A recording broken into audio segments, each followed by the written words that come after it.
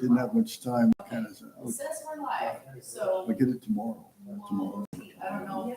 Pretty soon, the population grows fairly fast. Yeah, and you have to get that fresh hole. Like if you wait a day or two, that hole, they're not coming out of that hole anymore and you can't get them.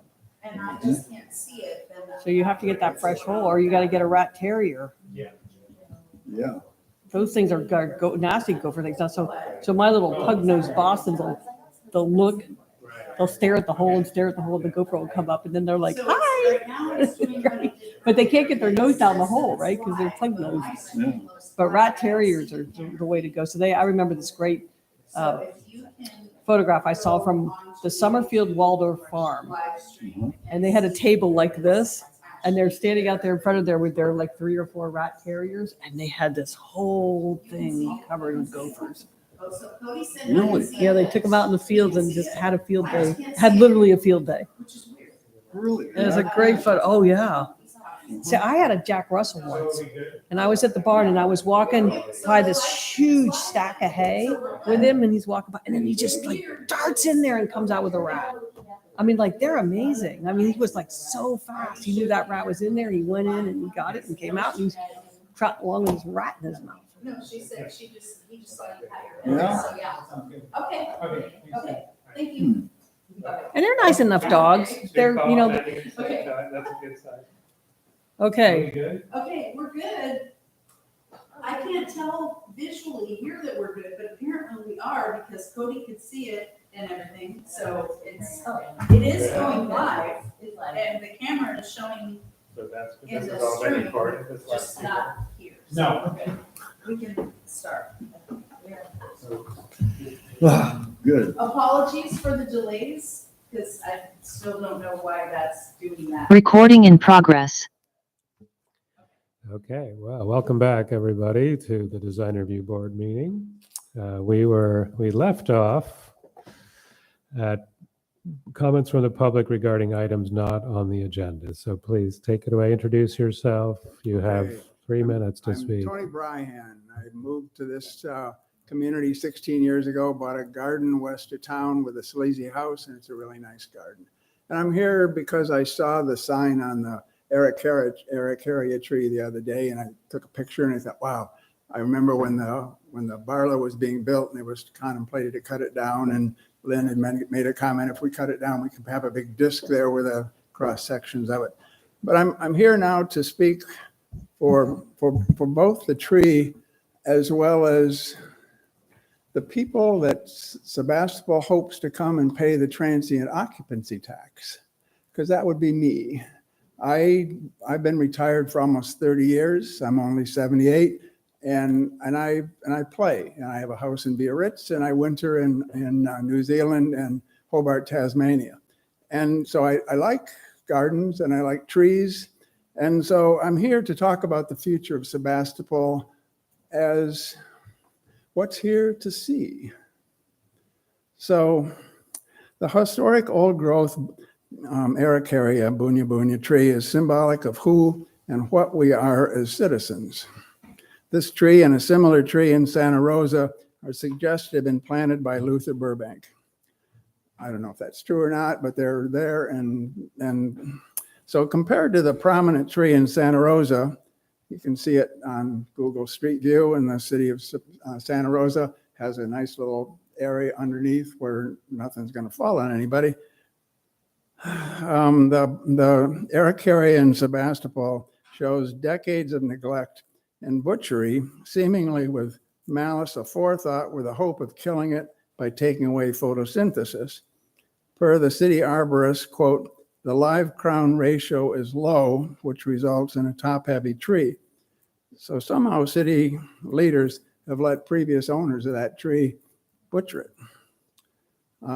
That's a mystery. So the council permitted the Barlow to be built in a flood plan with associated mismanagement per conversation with Larry McLaughlin a while ago.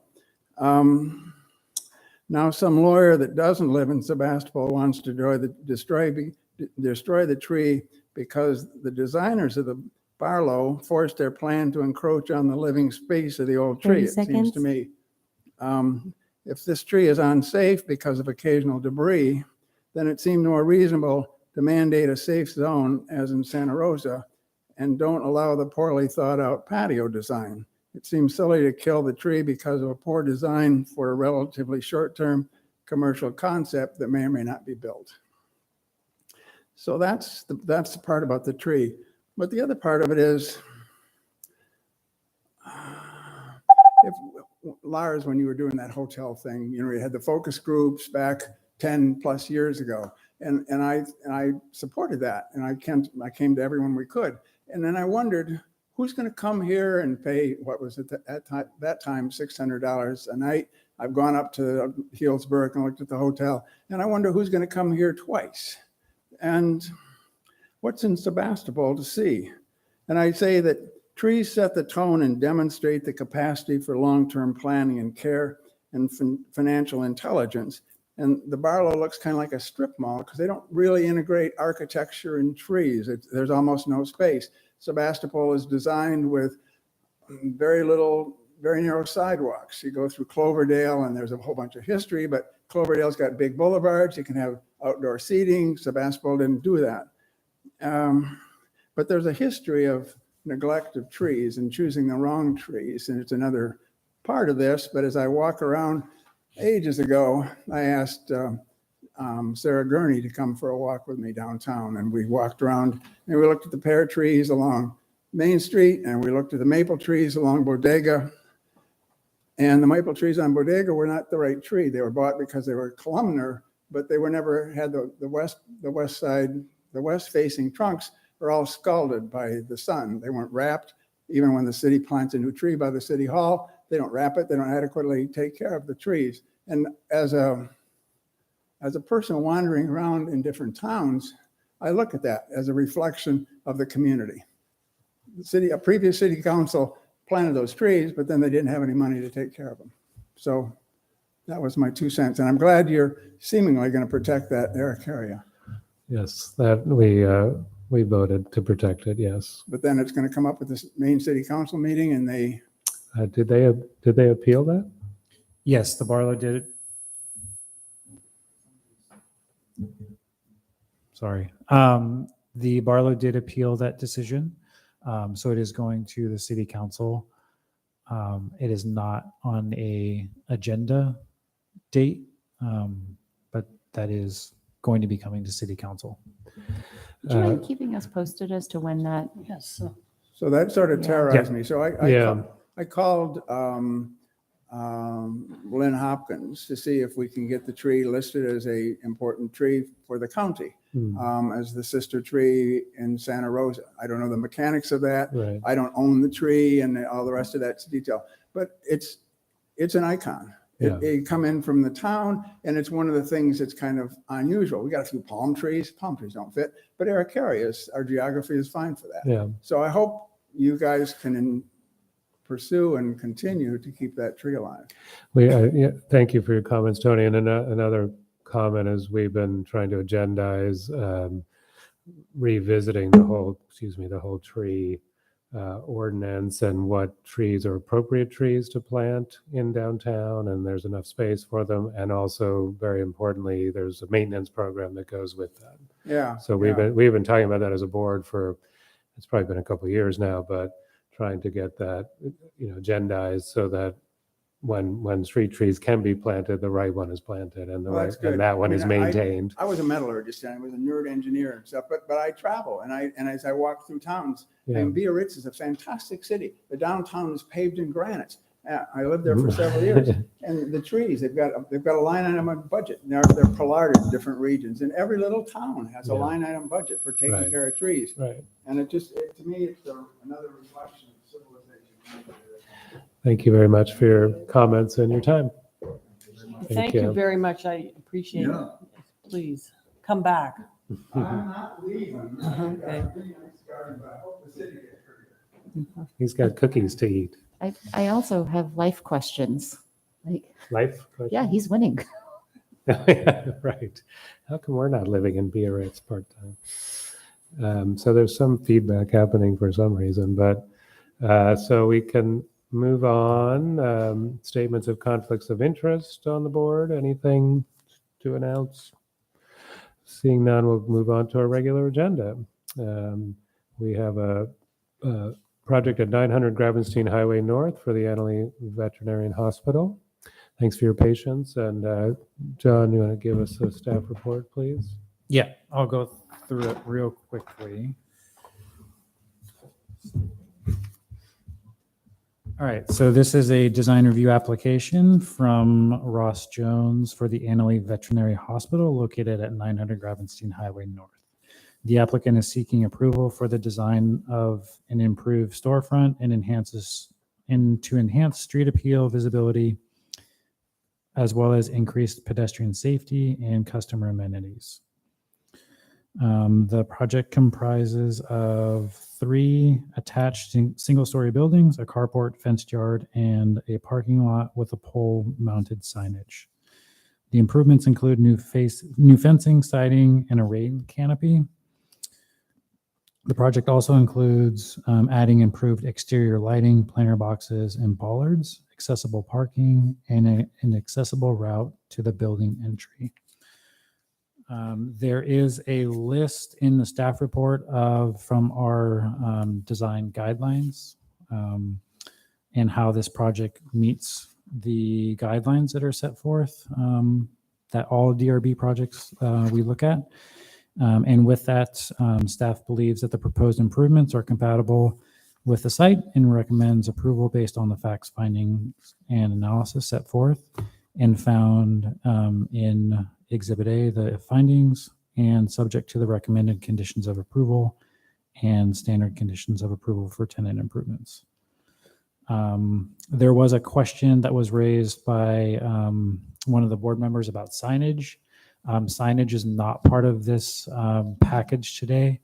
The applicant is aware that anything outside of what staff can approve through our sign ordinance would have to come back to the DRB, but they wanted to not have the signage hold up the initial beginning of the project. So with that, I'll conclude the staff report. I want to thank Susie for doing an amazing job on this report. And I will turn it to the board to answer any questions. Great. Thank you, John. Any questions from the board of staff? I had one question about the, I guess, kind of a parapet detail with the cats, the outlines of the cats. Is that considered signage or building decor? Let me pull up one. On elevation on sheet A301 or 3.0. I can't hear you, Jonathan. The cats on the outside of the building, are they signage or are they building decor? It looks like building decor, but I'll refer to the applicant to probably answer that question. That's how I would read it as well. Yeah. Okay. I have one thing I can say about that, Melissa. Is this on? Now? Yes. Okay. We actually have precedent for this with the Whole Foods cosmetic store because they did a whole sign without a permit and it had the name on it. And we determined that if they just took the name off and they had to, what would be equivalent to this on the sign? Remember that? Oh, yeah. Okay, yeah. So we did have, you were here, Lars, I know for sure. I think that was just before me, I think. Anyway, we did Yeah, have I some know what you're precedent talking where about. we, Yeah. if it does not have like business signage, like name, phone number, address, et cetera, on it, that it would be not signage. Okay. Thank you. I did not know that. You have a question, Lynn? I was around and I will confirm Christine's Thank you. analysis there. Okay, any other questions of staff at this time? No? So Ross, if you as the applicant would like to come up and talk about the project. Stumbling over chairs since high school. Doing it. My name is Ross Jones. I'm the architect, Jones Architecture and Development, and hired by the owners of the vet hospital to do the street front improvement design I want to thank staff and Susie for their guidance through the process. And I'm here to answer any questions that you may have about the aspects of the application. Well, why don't you stay there? And, does anyone have any questions for our applicant? Melissa?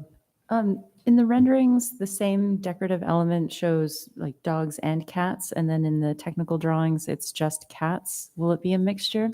There will be a mixture. I just want to I'm speaking on behalf of dog owners everywhere. We'd like to see them represented. It was a requirement of the owners to have both. But dogs are harder to draw. Any other questions? Any other questions for our applicant over here? Christine? Yes, I just want to confirm, so you're changing the building facade material to stucco? Yes, Yeah. a portion of the existing building is stucco. We're removing and replacing. Thank you. Any questions, Len? No questions. Okay. Comment.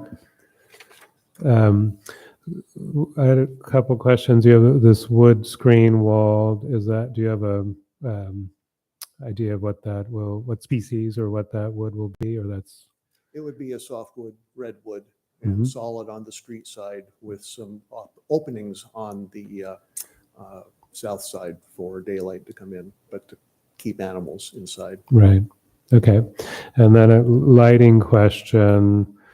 It seems like the lighting specs are all down casting light. Your rendering looks like they're sort of up down lights, but they're really meant to be downcast, Yes. shielding. Dark sky Dark, approach. yeah. Okay. Great. I think, well, that's my only questions. Thank you. I don't know if there's any comments from the public for this project. Anybody out there in the world? No, we didn't receive any public comments, and I don't think we have anybody in Zoom, and I'll note that there's nobody else in the room, so. Great. Okay, well then let's bring it back to the board. I'm sorry, I For have discussion. just one follow-up question. Oh, sure. Go ahead. In the renderings, we show sort of an interlocking brick paver in the parking, and the architectural drawings say that the existing asphalt drive is to retain. That's a good observation. I'm happy to point out that the budget won't allow to do the pavers. We're going to recoat the asphalt. Okay. Mhm. Okay, thank you. All right, let's bring it back to the board then for discussion. Who would like to start? Lynn, would you like to start? Yeah, I think it's an impressively clean, attractive, balanced design. And I think it's very nice, as is. Okay, thank you. Christine?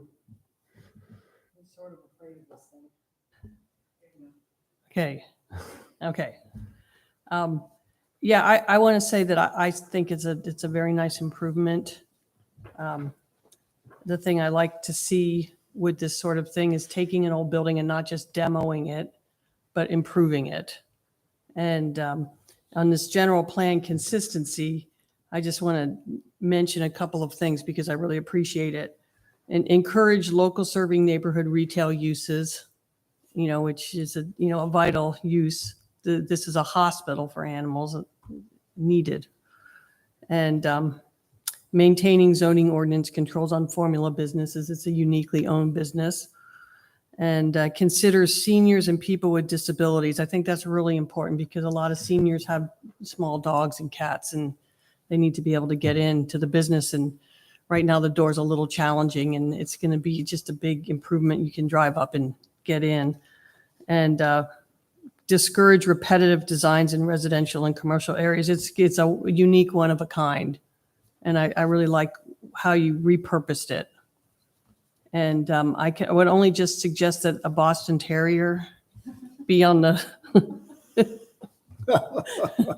So we're going to each talk about the animals that need to be part of this project.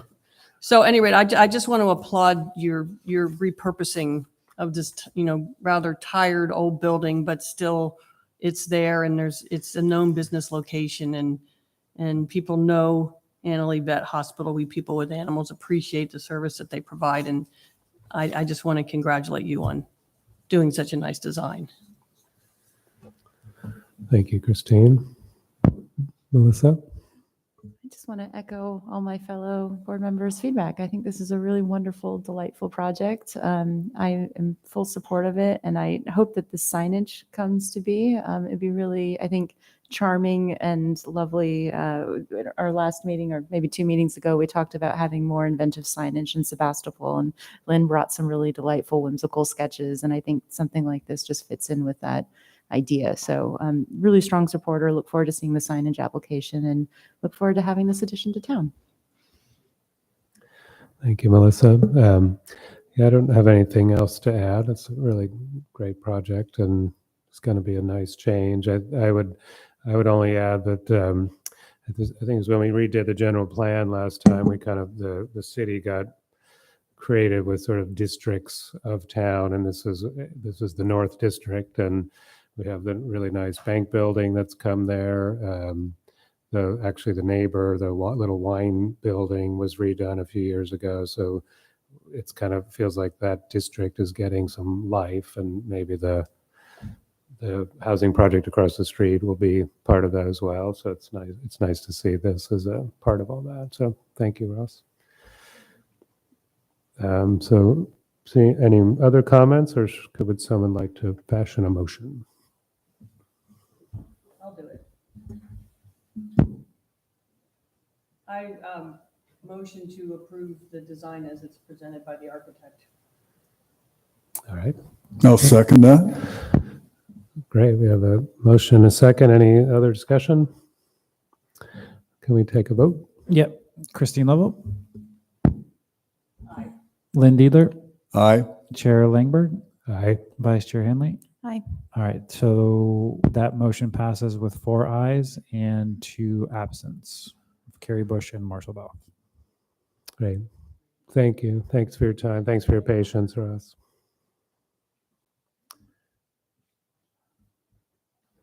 If they could all be so easy. Okay, our next agenda item is a vote on chair and vice chair. So can you remind us how this works, John? Yeah, so we will do the vote for the chair first. So we'll take nominations for the chair position, and then there will be a vote for that. And then once that is done, the votes for the vice chair will then go into place. It's up to the new chair if they want to continue the meeting at that point, or if they want to allow the current chair to finish the rest of this meeting out all the way. That's part of the Robert's Rules of Order. You can have the coup, the immediate coup. Yeah. So after there's a new chair elected, if the new chair wants to have the previous chair just finish the rest of this meeting out, that's up to you guys. Okay. That's if there's a new chair elected. That's if there's a new chair mean, elected. come on. Yes. Let's just get the record straight here. Can one nominate oneself in this process? I think so. I think it's open to anybody. It just goes to a vote. So Can one nominate people who aren't here?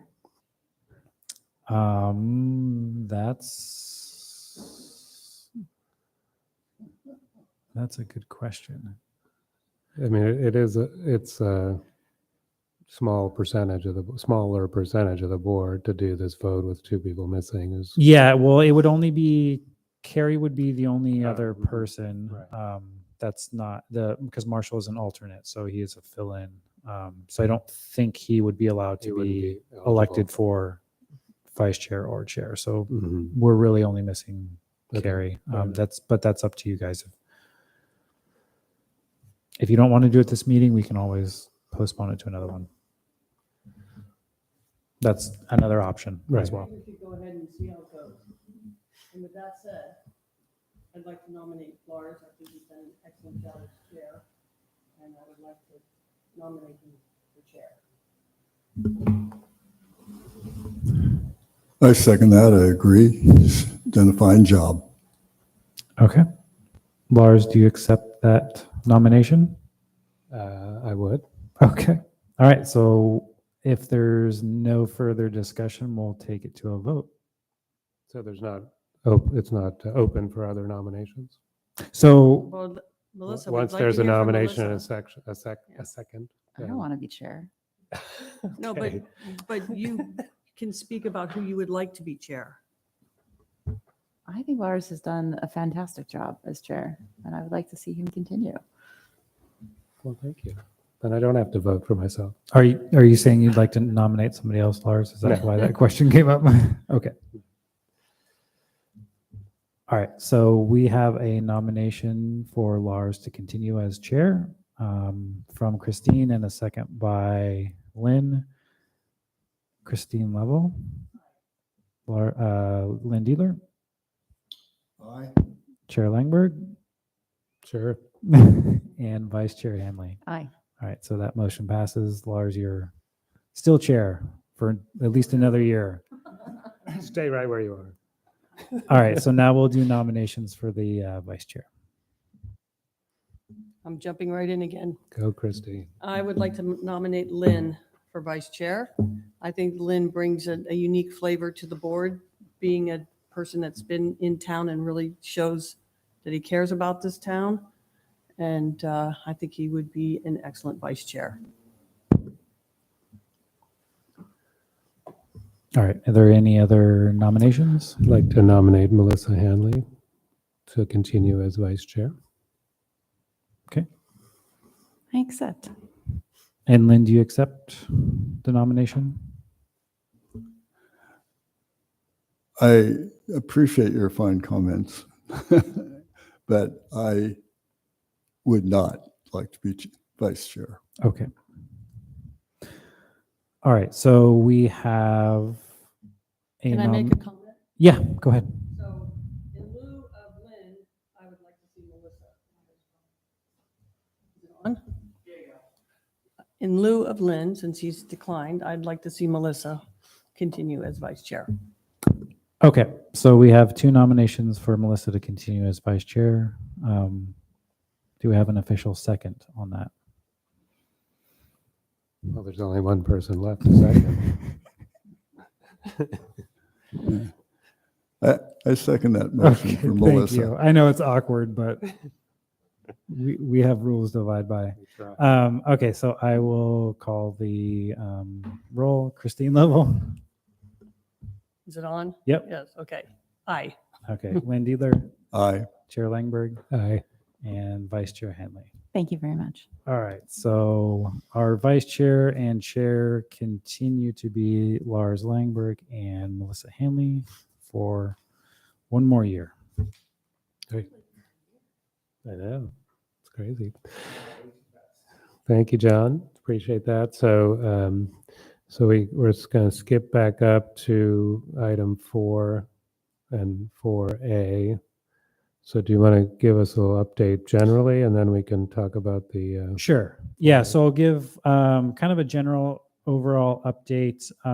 So last city council meeting, the council reappointed the 3 applicants that we had for the DRB. That was Christine Level, Lars Langberg, and Melissa Hanley. So congratulations again on your reappointments.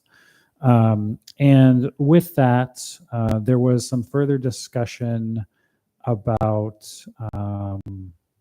the budget was a big item at that meeting. They are looking at possible changes to staffing and what's available for our boards and commissions. One of the items that was brought to the city council for consideration was a consolidation of our design review and planning commission boards to hold them as a kind of joint committee, because currently for projects that go through planning commission, city council, and DRB, the process right now is planning commission recommends to council, council makes final approval, and then the design of the project comes back to DRB afterwards. So this would look at, if there was a combination of the two, there's a possibility of having the DRB's project approval or recommendations during the planning commission meeting and then final at city council. It's been noted to me, and I know from previous city council members, where a project kind of comes in approved already with not a whole lot of leeway when it gets to the DRB. And that's kind of unfortunate in the way that our current layout is. So ideally, we're just kind of starting the discussion on this and trying to get some feedback from the DRB. It's not going to be an immediate answer. From my understanding and talking with Carrie and some of the other city management, is that the city council will be discussing with the boards and commissions that are potentially going to be affected on their thoughts and considerations, and getting their input before they make a final decision for those groups. So this is this item today is just really to kind of start that conversation into if there is some sort of staff report that we can point to certain items that are either good as part of a combination or potentially bad as part of that combination. So I'm just kind of opening it up to the group to see what the initial thoughts and comments are. Do you know of any precedent of this happening in other cities? I'm not personally aware of any other cities that have combined, but I have heard from other people that sometimes that is a combination, or if a city doesn't have an official design review board, it's more of a committee that meets together rather than a board meeting like this. So there are I believe alternatives. But I don't know what the scope of all those alternatives are. It could be something that staff does as a kind of local outreach to other cities in the county and see if, cities of our size have full DRB or in the kind of a whole joint state. I mean, or just overall. Yeah. So yeah. Okay. Yeah. Let's. I have a question Yeah. for Go John. ahead. So how many people are on the planning commission? there's 5 current members.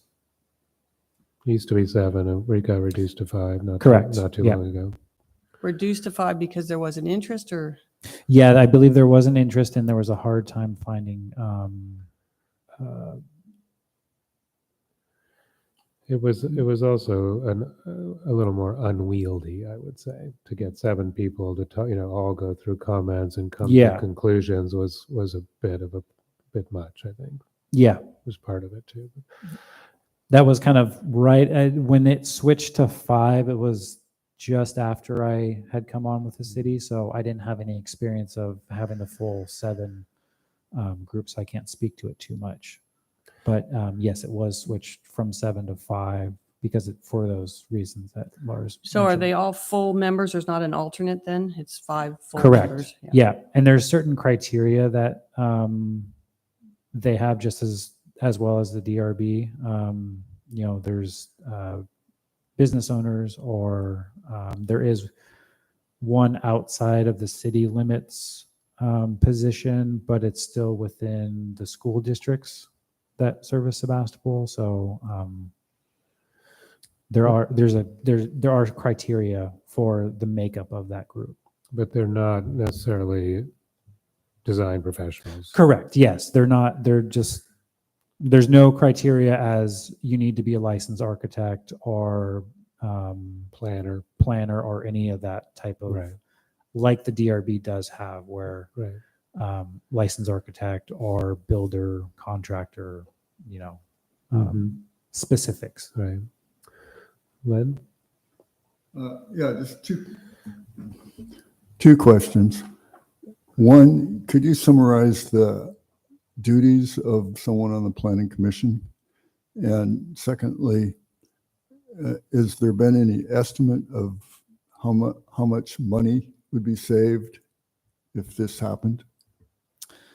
So as far as the duties go for planning commissioners, they look at mostly land use decisions. So a conditional use permit, variances, other types of city ordinances that affect some sort of discretionary review. Or for instance, in the case of a large project that requires a subdivision or some of those larger documents, they are making recommendations to city council as they're the final approval authority. So in most cases, there's a split depending on the type of project where the planning commission will be the approval authority, and other projects, they're the recommending body to the city council for larger scale projects. As far as the costs go, that is something that the planning department is working on to see what the cost relation is, and that's I don't know if it was part of the report that was given to council, but I know that that is something that we're working on to see what the cost of either the combination or reduction of some of these boards are. So I don't have an exact answer for you yet.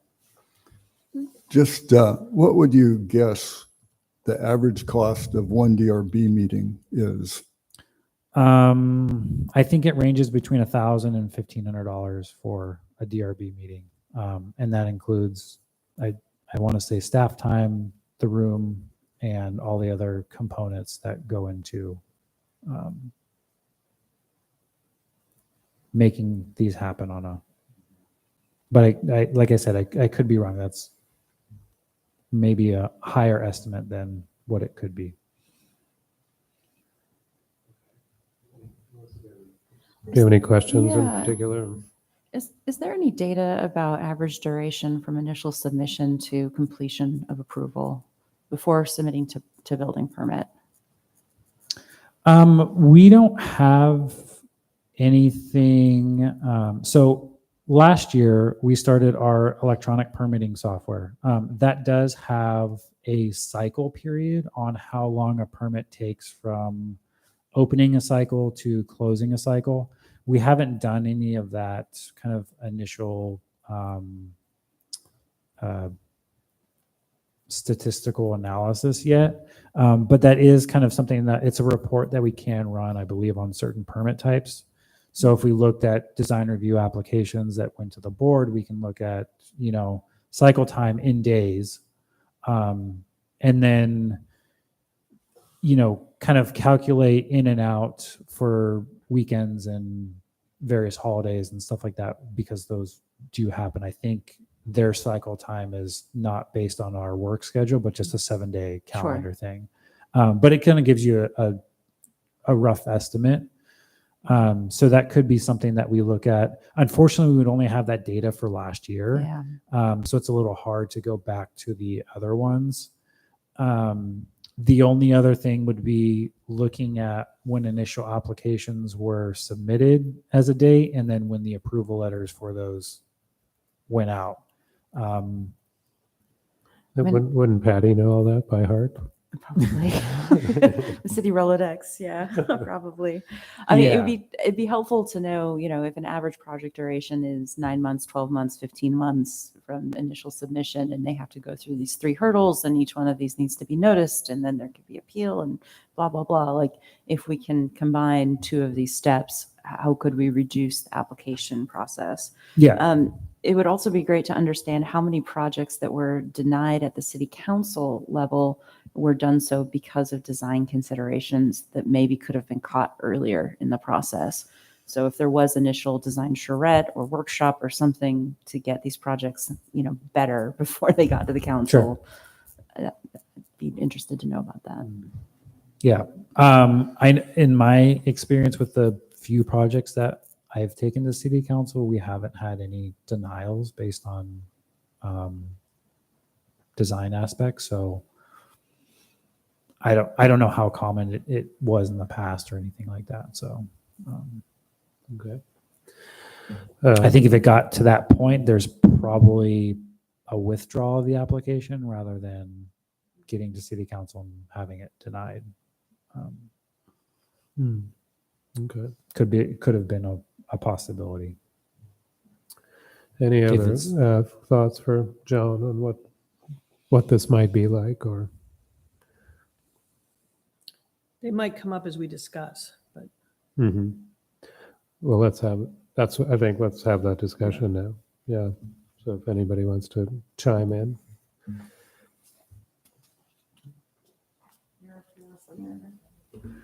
I have a concern, and it takes a certain artistic perspective, perhaps, and some background in building to make the decisions that we make here in DRB.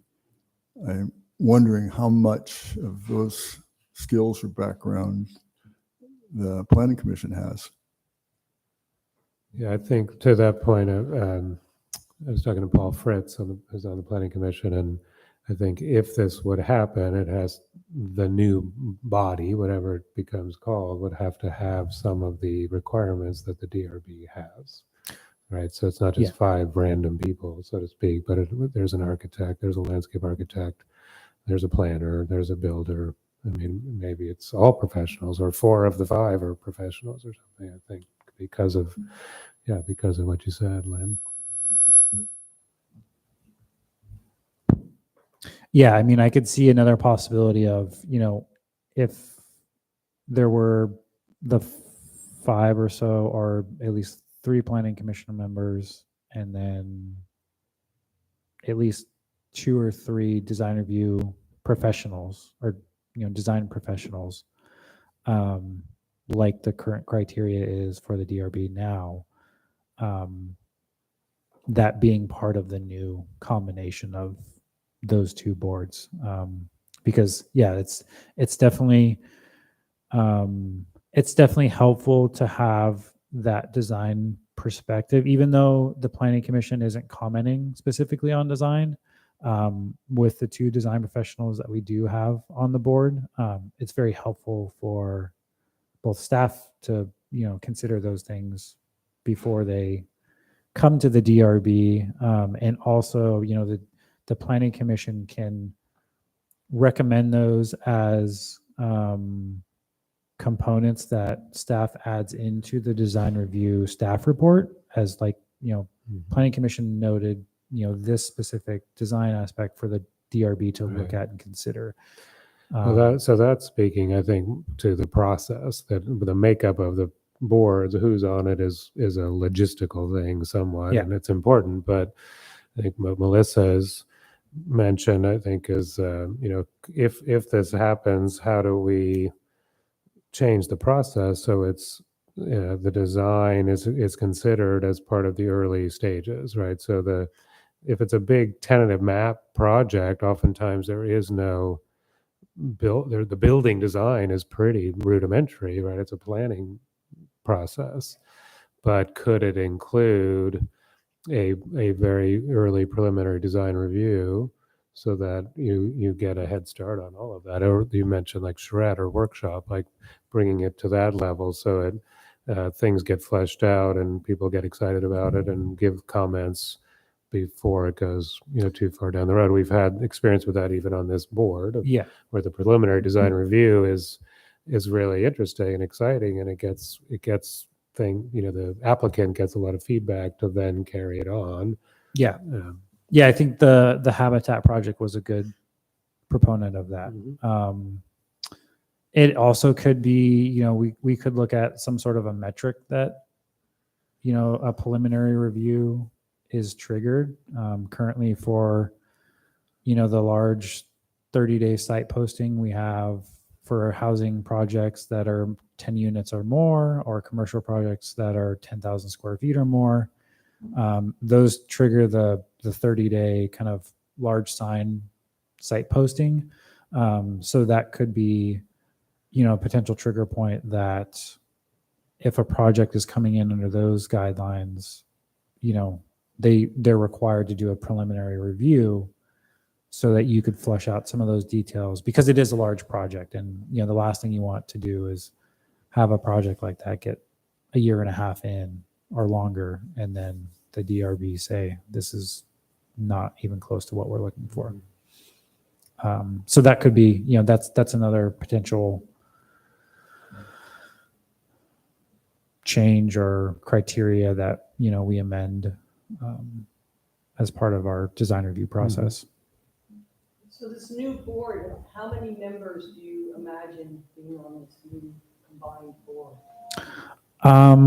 I don't have an exact number. I would say, I think either 5 or 7 is probably enough. If the meeting is a combined amount, if we were to have 5, it's probably okay. 7 provides a little bit more variety and discussion. And I think that part of it is probably okay, because if we're having one meeting for 2 of those boards, I mean, obviously the meeting length is going to be a little bit longer, but you're combining those 2 kind of subject topics in one meeting.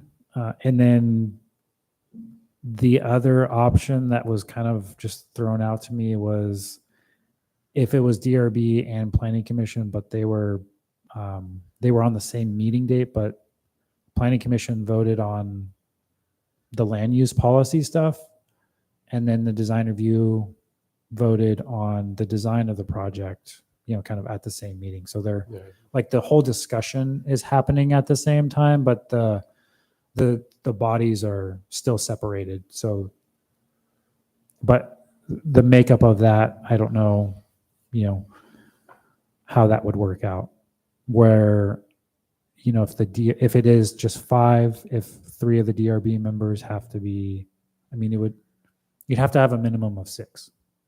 Have to what? You would have to have a minimum of 6 because you need a quorum for each one. But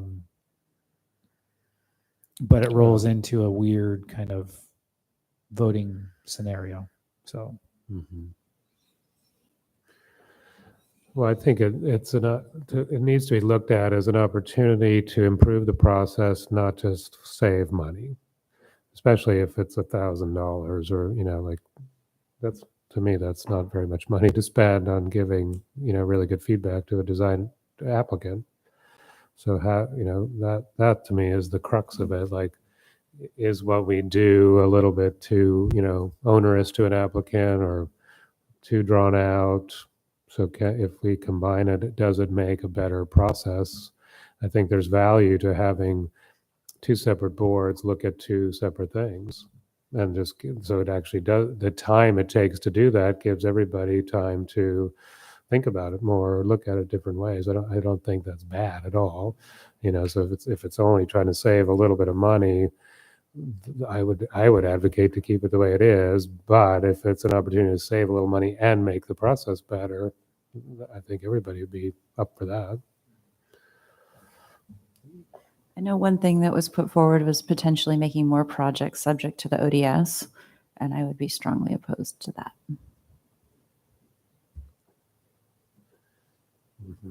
I have an additional comment regarding this combining the boards. So we're taking the minds of 11 people and condensing it down to 5 to 7. And what I see happening here, and that's troubling me a great deal, is fewer and fewer people making the decision.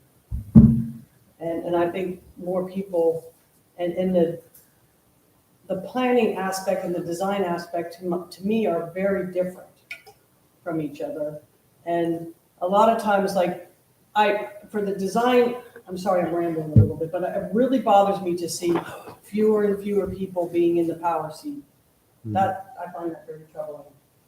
But also, this preliminary design meeting, where we don't vote on it, where they bring their project in, I know this is kind of going a little bit off the rails, but I think that is hugely valuable because it gives time, like I can think about certain projects in particular right now where, you have the project and you get it on Thursday and then Tuesday you're commenting on it. And that's not much time to really think about a design for me.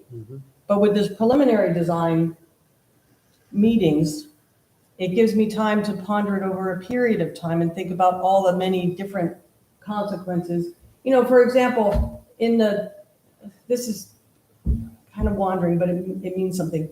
In those interviews that we had the other day, they just threw this on us. I'd never heard about it. What do you think about combining the two?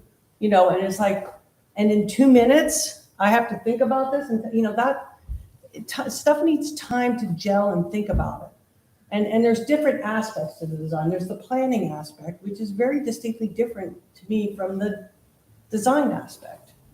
So I think that the two separate boards is really, I think, vitally important for that reason. And it gives more people more input. And it's hard right now because we've got this, public, they were also asked in the interviews, how do we get more public involved? Well, when you got 2 minutes and at 90 seconds, you're telling in 30 seconds, that's not very conducive to public input. So, but these preliminary meetings might give more of an opportunity, public meetings and I guess what I'm going around and around about is to me, more input is better than less input. And when we go to a board that's 5 to 7 members and they're making all the decisions, that sounds really limiting. Also, I want to make one more statement. I completely agree with Melissa about the objective design standards.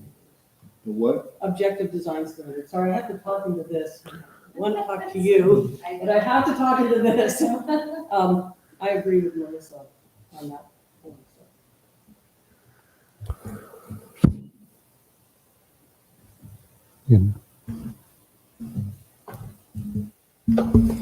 Yeah, I want to echo nearly everything that Christine just mentioned. Just some particular things. It takes a while, at least for me, to kind of digest and think about and ponder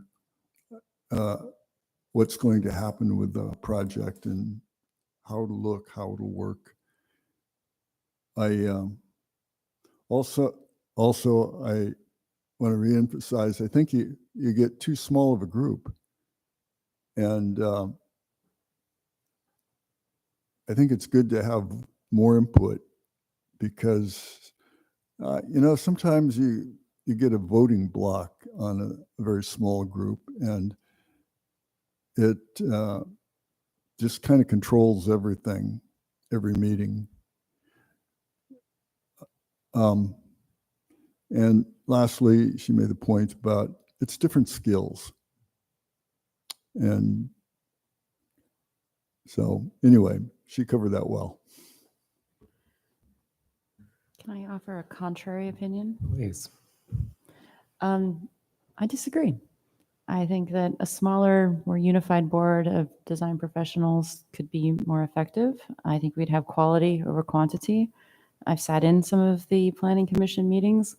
I think it's inappropriate to have people who are not technical professionals opining on manners of planning because it wanders off the topic into issues that are not appropriate for planning.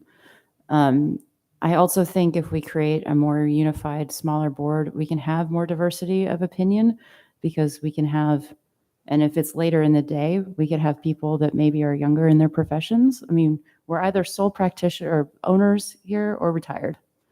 And that's unfortunate. If you're in your 30s working for a firm, you can't take off at 3:30 in the afternoon to be on the DRB or planning commission.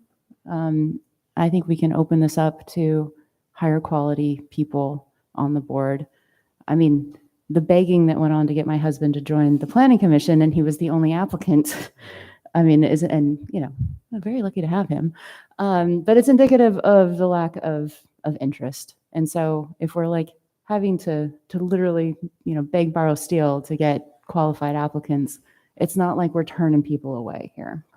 Though in the case of DRB, we are, because we're just so much fun.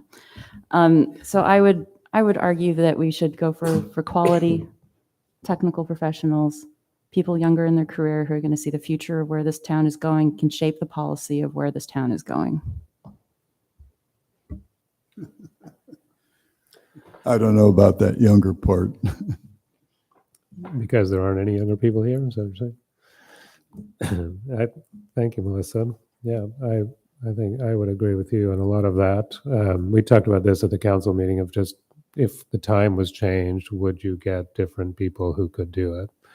And if it was an evening meeting, I think that's worth looking at. Seems like we're a little hamstrung by where we can do this, mostly because of that, I think, right? So if that's not even working that well, we should disband that and go have the meeting at somewhere else at a different time of day. You know, it's like,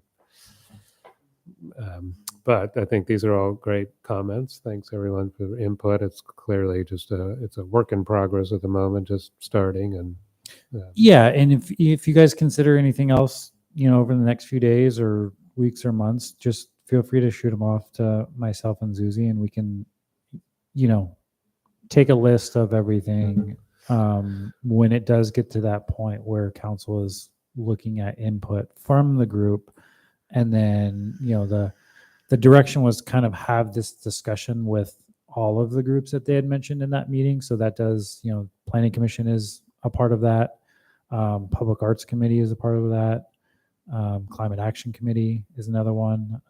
So, the discussion is going to be happening between all of those groups, and it's not going to be a decision that's, going to happen without any input from those groups to the council members. So, I don't know what that looks like, if it's some sort of like a joint meeting where the two bodies come together, city council and DRB, and then they have an overall discussion about that and, give them the pros and cons of it.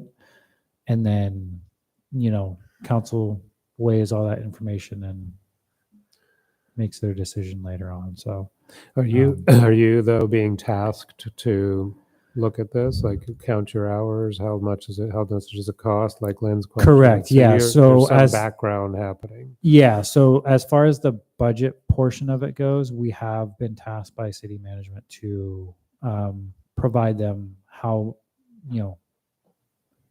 much the average cost of a meeting is, if that is to go away or there's less staff time attached to it. What does that look like? Because there are some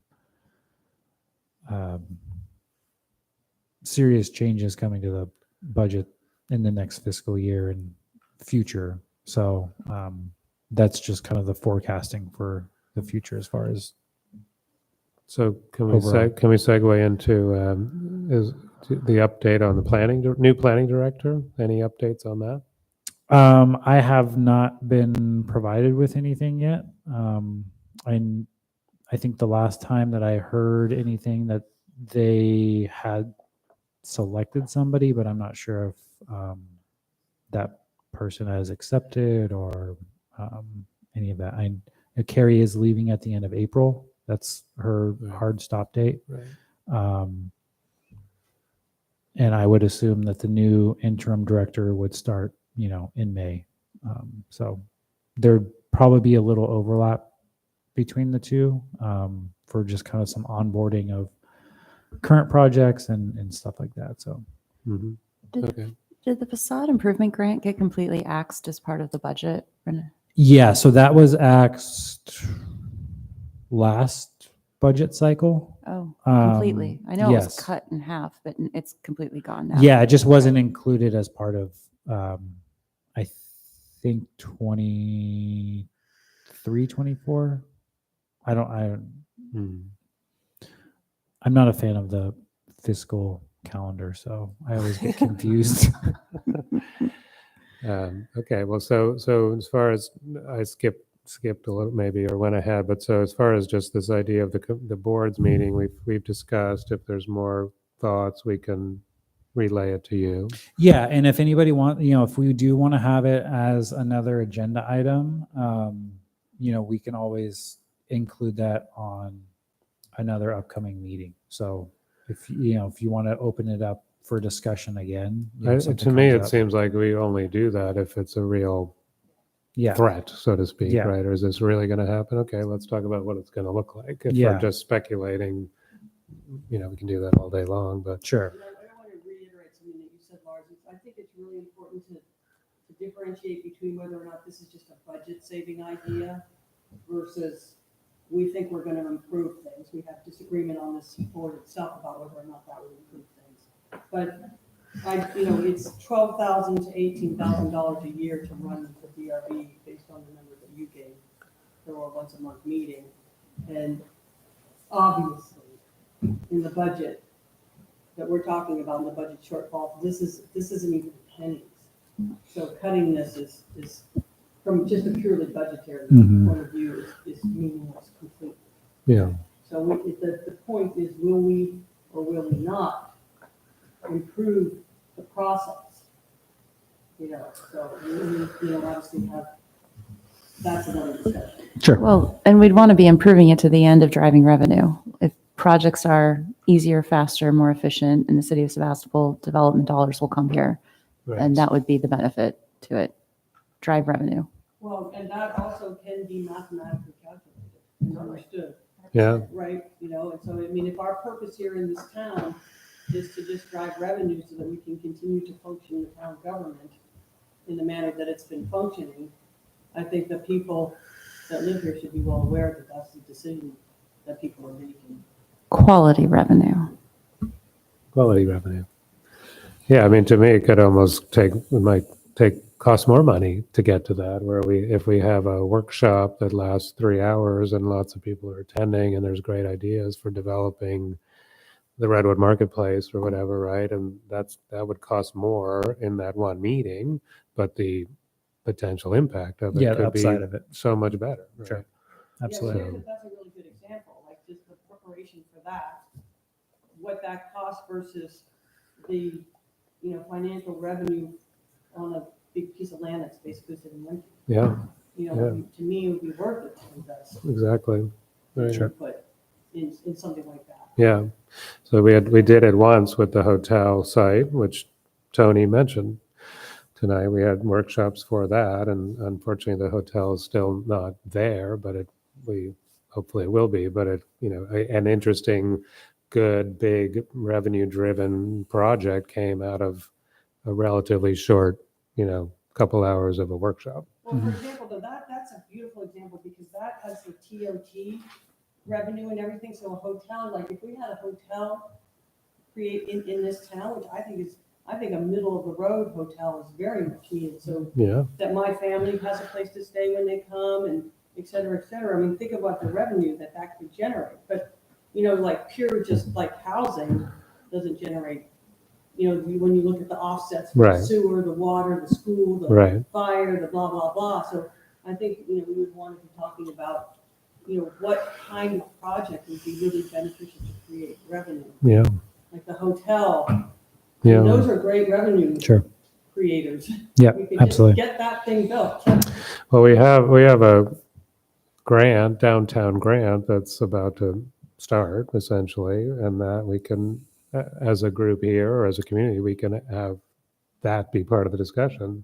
It's not just like, putting banners on the posts to make downtown better. It's like, what really would make downtown better? Yeah, And absolutely. then, so I think we have to find those opportunities to keep raising this topic or this discussion. Okay, well, let's move on from that for now. I just wanted to ask John, anything else from the planning department? I'm curious about the canopy project, Yes. when that's coming. here, Yes. or- So they went to planning commission last week. Planning commission recommended the project for approval. So they'll be going to city council on April 2nd. So for context, that's the 80 unit townhomes behind the O'Reilly offices at the north end of town. They did have a EIR that was done for that project, and then they have some other entitlements that are pending as part of that approval. So that is scheduled for April 2nd. We would, for the outcome of that meeting, if the project is approved, we would be looking at having the DRB meeting for that April 23rd. Mhm. Um, So they're ready to roll. Yes, Yeah. they are very much so. They wanted to get a lot of their EIR stuff done in January. It unfortunately kind of took a little bit longer with just the process of an EIR. But yeah, they're very much in the process of wanting to go and get ready for that to build those units. Okay. I have a question about that. What kind of latitudes for change will the DRB meeting have? Like, could we affect trees that are being removed? Yes. So the DRB's purview on that would be the design of the structures and the tree removals that are part of that permit as well. There are a lot of trees on that site. The majority of them are all mitigation trees that were planted as part of the original O'Reilly development. So those trees are not allowed to be impacted at all. However, so I believe there's about 90 trees in total that are being removed, but they're replanting in excess of 140 on site throughout the development. They have been very responsive to staff as far as, selecting landscaping and other tree species that are more native to the area rather than just meeting the landscape criteria. And they also have a lot of good other design amenities on that site. So, Well, how about density and placement of buildings? So how those- tall they are? so those are all into the purview of the Planning Commission and City Council. So the DRB wouldn't be able to comment on any of those components of it. It would just be like materials and just regular design aspects.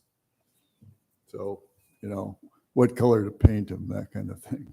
Just, Color and building materials and other things like that. yeah, the little things. You should go on the planning commission, Lynn. Okay, great. Any other updates? Yeah, and then for the Woodmark project that's on Bodega Avenue, they are still moving forward with their construction. They're hoping to have that done by the end of this year for phase 1, and then phase 2 would start sometime after that. I don't have an exact date on when that would be. And They have funding for phase 2, though? I think don't know any of those specifics. So regarding phase 1 and phase 2, can you refresh my memory on what the proportionality is there? Like phase 1 is half the building, It's- half the community building, or? So it's 48 units. Of those 48 units, they're split into a few of the lower income categories, and I think one manager unit is part of that phase 1. And then phase 2 would be the other income level groups. That there's a percentage of. They're all classified as low income, but there's a percentage of the AMI. So AMI has percentages. So like 80 to 120% for above moderate. No. I'm just giving an example. But like there's category. There's like subcategories. And so as part of what we're seeing right there, that also includes, wasn't there a community building or some kind of, or just all apartments? I believe it's all of the apartments plus the manager unit. But I'm not sure exactly. I can get that information and send it up. It's turned out to be 100% just apartments. It's not, I seem There to was, recall when we yeah. first looked at it, that there was some kind of community building or a. Yeah, there might be. I don't know what phase that I didn't work on that project, so I don't have. Or if it's even still in that. I don't know. Yeah. that was Carrie worked on that project, the majority Yeah. of it, and that was because that was kind of before I joined with the city. So So the canopy project, did that project as a, you know, the 80 to 120%?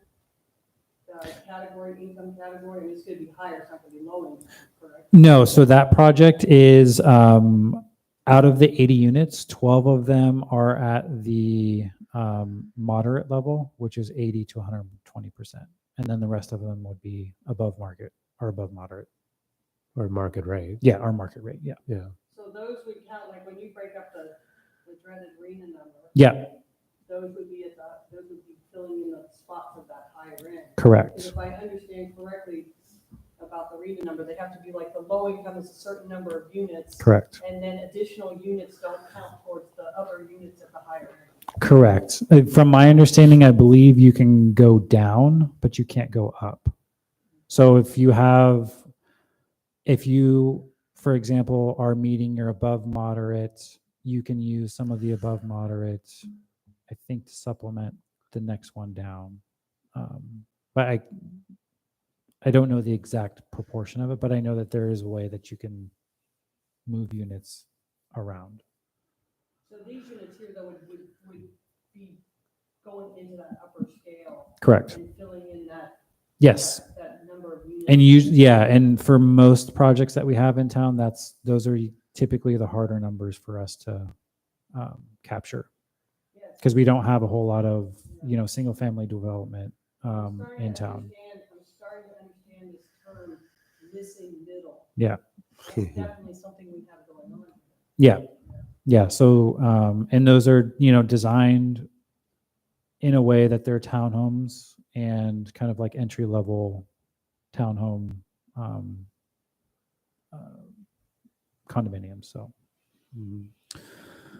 Great.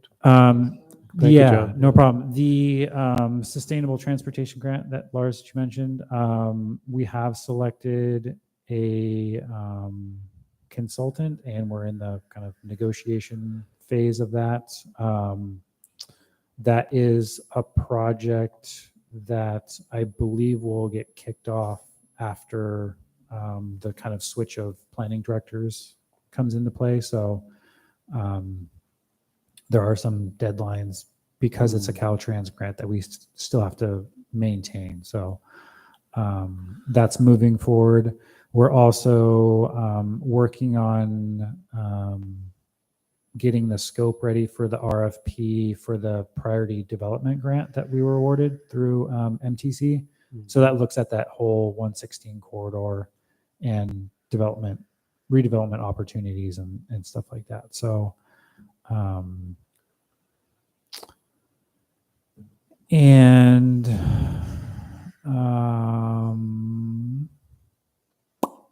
we did send out a incompleteness letter for the Kathy Austin project that is next to the corner of Healdsburg and Murphy.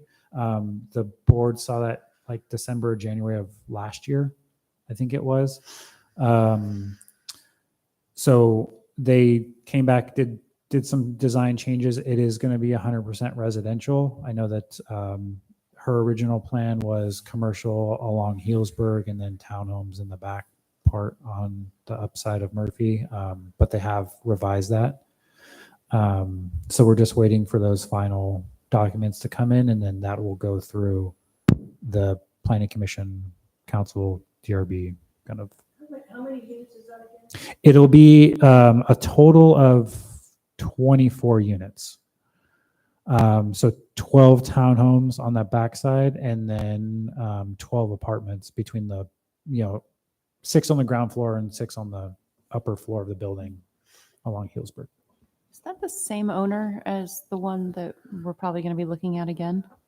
Yes. So that corner project had switched ownerships. Yep. A couple different times, I think. The current owner of that project that's trying to get it finished, Yep.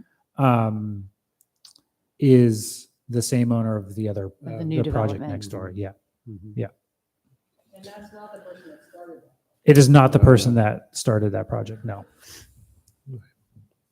Okay, great. And I think that's about it. All right, thank you so much. Well, with that, I think we can adjourn. Thank you, everyone. Recording stopped.